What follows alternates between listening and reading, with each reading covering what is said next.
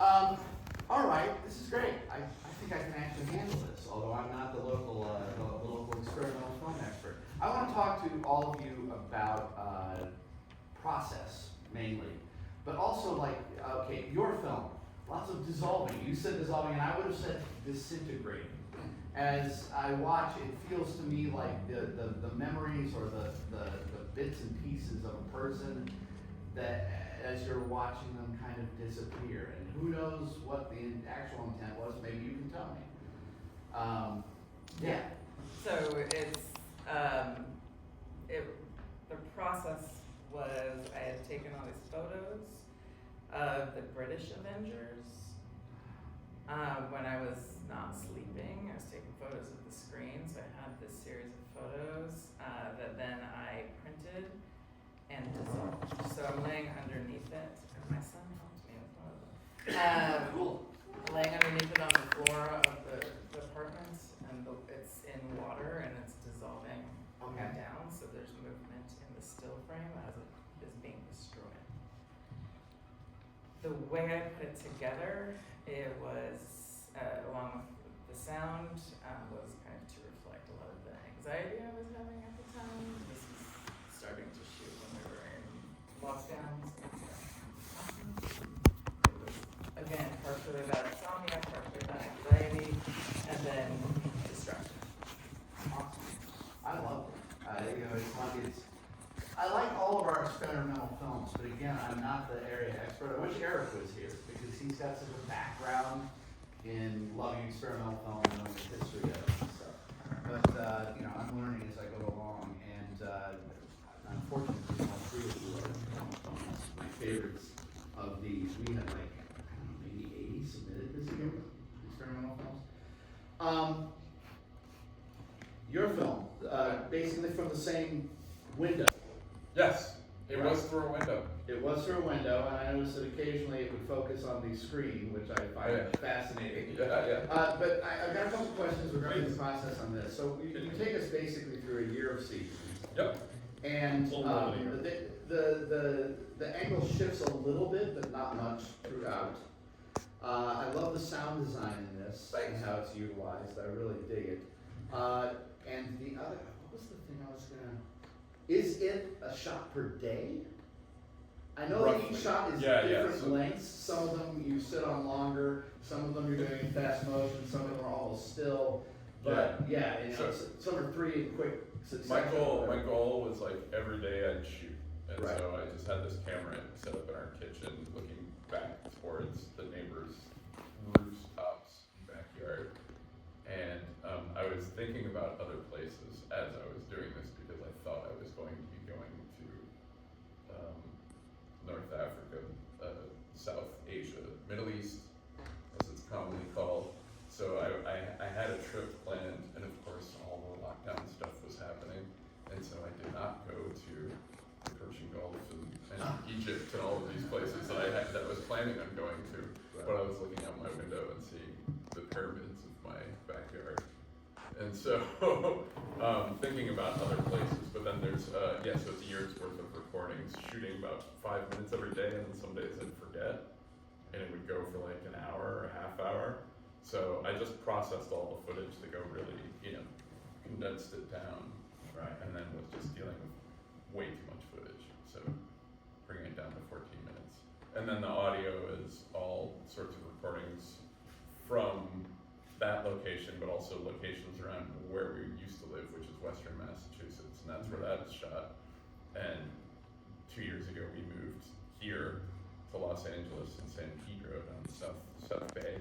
And so there's audio recordings from that, and so I was slowly starting to juxtapose those audio recordings. Excellent. And the audio is like all scrambled, so the seasons are like, you hear the sound of snow plows and digging out of snow when it's summertime, and you hear birds and bees and stuff when there's snow on the ground, when you're looking at snow. So there's a location there, right? Yeah. I also love that. I love that that as you keep watching this. By the way, both of these films I find very hypnotic. Cool. Like once I started watching them, I was like, I could watch this for hours. I can just keep watching this. And one of the things I loved about yours is that not only were you seeing the seasons, but that they're almost like, oh, this must be a colder day because I'm either seeing smoke or steam coming out of somebody's house from the heating vents or whatever. Exactly, yeah. And I was like, oh, cold day. Not so cold day, not so good. Cold day. Or very hot day, because Yeah. the window's open. Yes.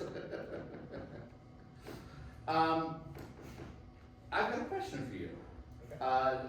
I love one, another one of my favorites of the whole festival, by the way. It's just super weirdly funny and stuff. My question is, why an experimental film for this story? Because as I'm watching it, I'm realizing you could tell this in a traditional format. Like the story, it would probably be longer and it would be ridiculous, just like it is now. But why do you choose experimental? So my project was also kind of born of the pandemic. I was in my apartment in North Jersey, and I was thinking, could I make something with no cast, no crew, no equipment, and just really have just the strength of my voice, both in a literal sense if I was going to do the narration, and then in a script sense, make something that is compelling and just get someone to go, I want to see what they would do next. That was the bar I was hoping to clear. As the project kind of evolved, now Mater happened to be doing their first ever alumni production fund. I had a project ready to go to pitch. They said, great, here's some seed money to actually do this. And so it went from being this version where it's going to be all licensed stock footage and all me, doing all the narration to let's go and roll camera, let's shoot what we can. With like our model here, kind of like the Rosetta Stone, would be like an Adult Swim infomercial short. Right. There's a few, Mulch Town is one that I really love that had the same kind of literary kind of bent to it, like what we were going for. And that was kind of my model for scale and like budget. This is what we would be doing at a professional level, so let's try and do that with the resources that the school was providing. Right. So the experimental structure of it is as much looking at what we wanted to emulate and just being scrappy. Awesome. Darn it, I was gonna follow something up and I can't remember what it is. Yeah. Sharon, I want to ask you a general question, then we'll go to questions from the audience. Oh, by the way, I remember what it was. I had a comment. Eric Kemp is in your film. Yes, he is. Yeah, he used to live right in front of me. I was like, fuck, it's Eric Kemp.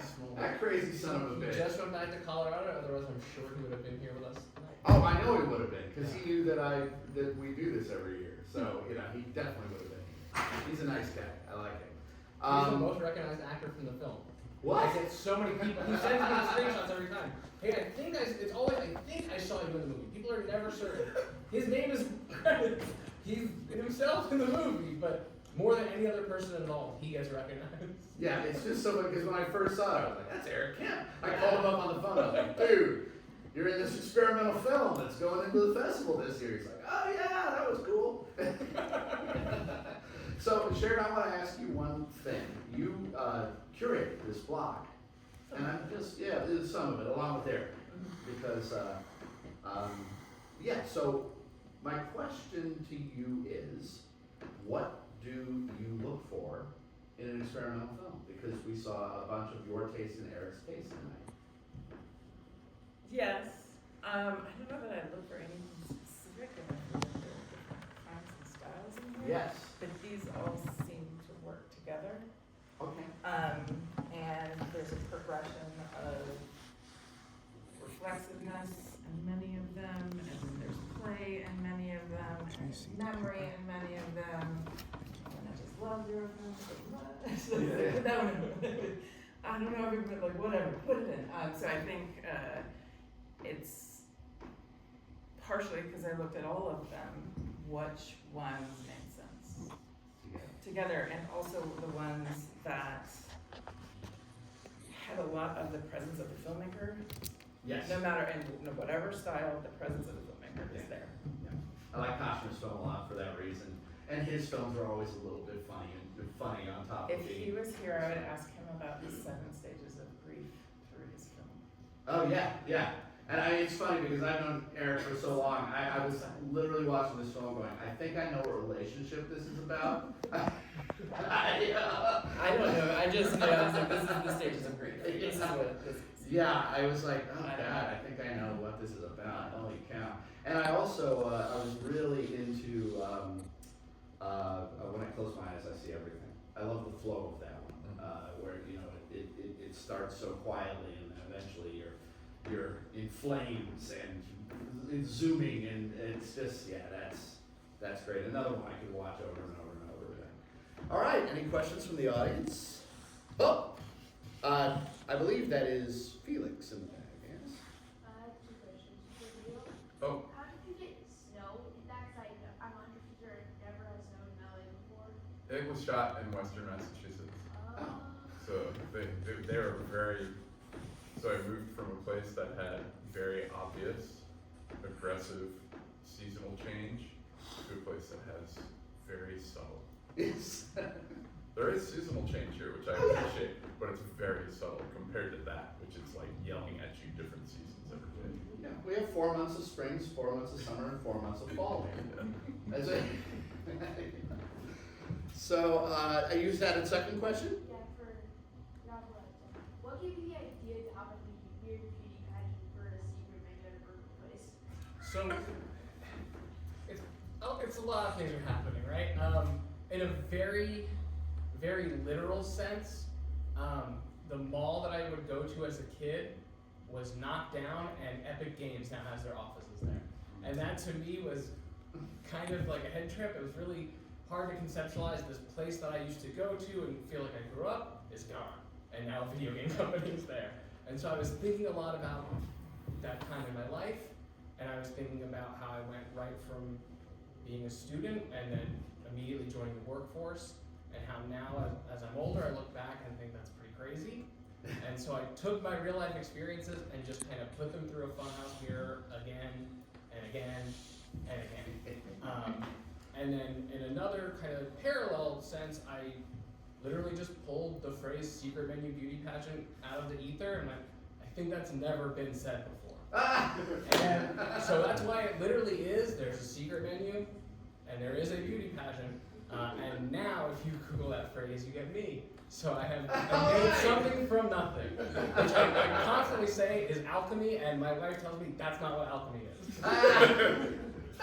I just like the idea that there's something sinister to a secret menu.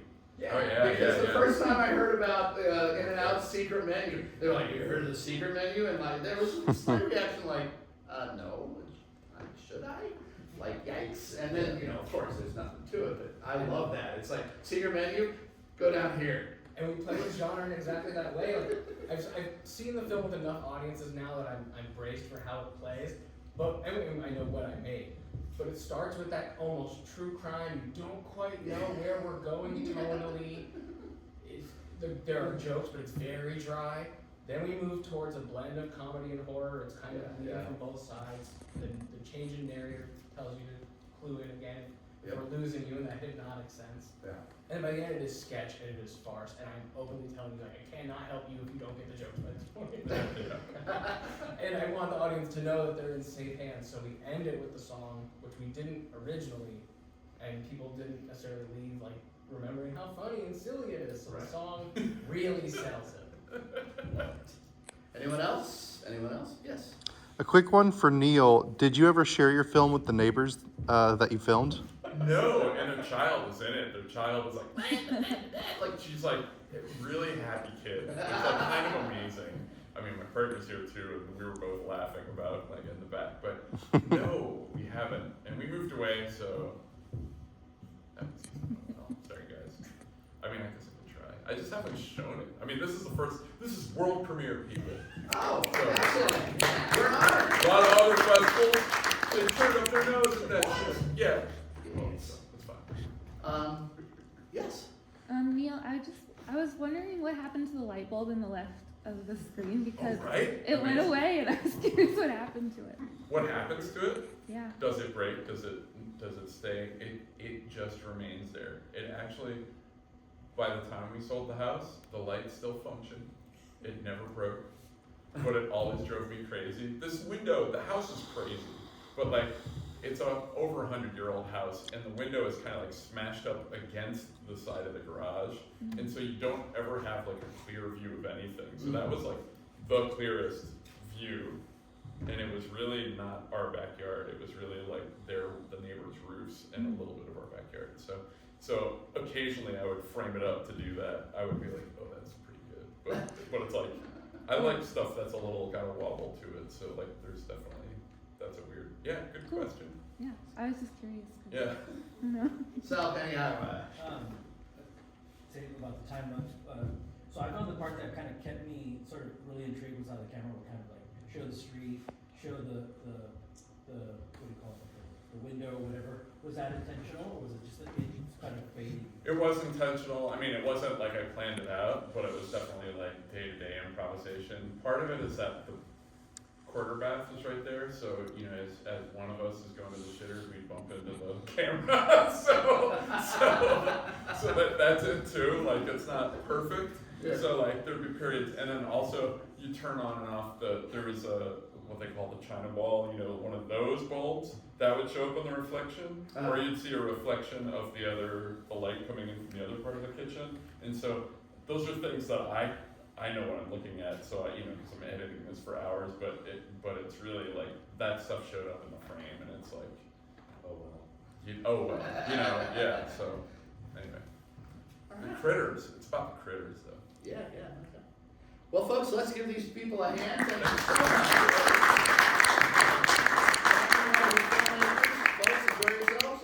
The bar's just down the street. We're gonna have another great block in about 20 minutes. Cool.